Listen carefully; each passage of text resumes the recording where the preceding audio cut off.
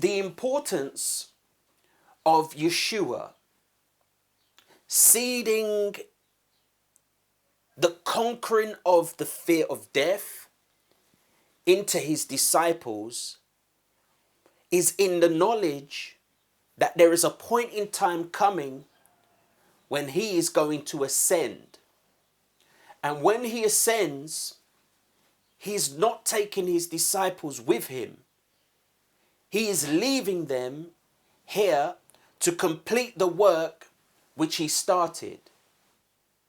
And he's not just sending them to Jerusalem, to Judea, to Galilee.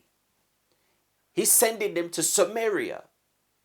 He's sending them to the utmost parts of the world.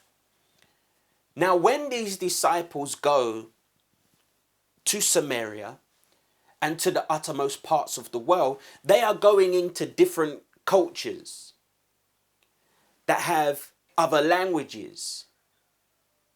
So now, as an ambassador of the kingdom of Jehovah, who used to be in the nation of Israel, you now have to take the kingdom of Jehovah and all of the protocols that you learnt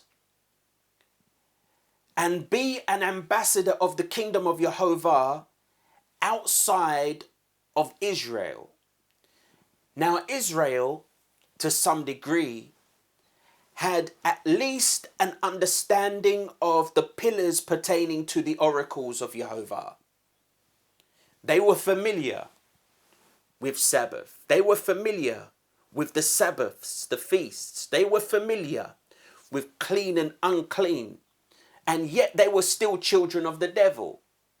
How much more so will there be a challenge when Yeshua's disciples, who would follow him to the feasts, who would follow him into the Sabbath service at the synagogue, who would follow him and eat with him, so there wouldn't be anything unclean at the table while they were eating and drinking and so on. How much more of a challenge would it be to be a part of the kingdom of Jehovah while abiding by the kingdom of Jehovah's law, which they used to do to some degree in Israel, in another part of the world? In order to deliver the message of the kingdom of Jehovah outside of Israel, it is necessary for you to have overcome the fear of death, overcome the fear of persecution, affliction, and loss. Because you are coming into and going into cultures, into nations where that could potentially not only seem strange, but be deemed offensive. And it's for this cause, brothers and sisters, when you read about in the book of Acts,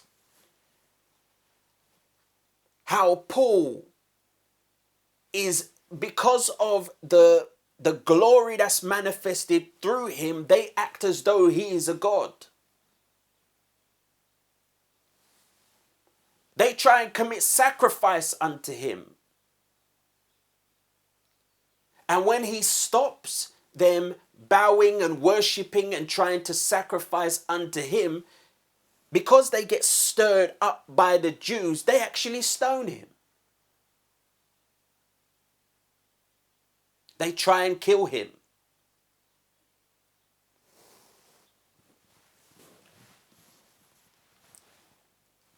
This is necessary if you are to be an ambassador of the kingdom, to be fearless. Because God hasn't given us the spirit of fear. Fear, therefore, if it doesn't come from God, where does it come from? It comes from the enemy. And it's that same trick, the tool, the device that the enemy has been using to control mankind. The fear of death. Yeshua was sent to show, to demonstrate. You don't have to be afraid. It's not just something he taught, he demonstrated it. You don't have to be afraid.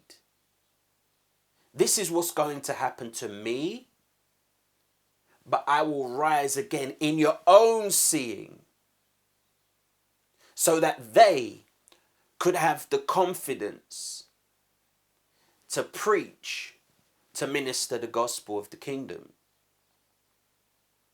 And for us today, we have to exercise a measure of faith in their witness testimony. We didn't see it with our own eyes. We weren't there. We weren't in the room. We weren't present. But there are witness testimonies. You have a testimony. I have a testimony to affirm that it was true, that it is true today. Because we can hear his voice. Because he's leading us, he's guiding us, he's confirming the word with signs and wonders following today. And if that be the case, we have to overcome fear. And if we don't overcome fear, then our qualification as ambassadors is brought into question.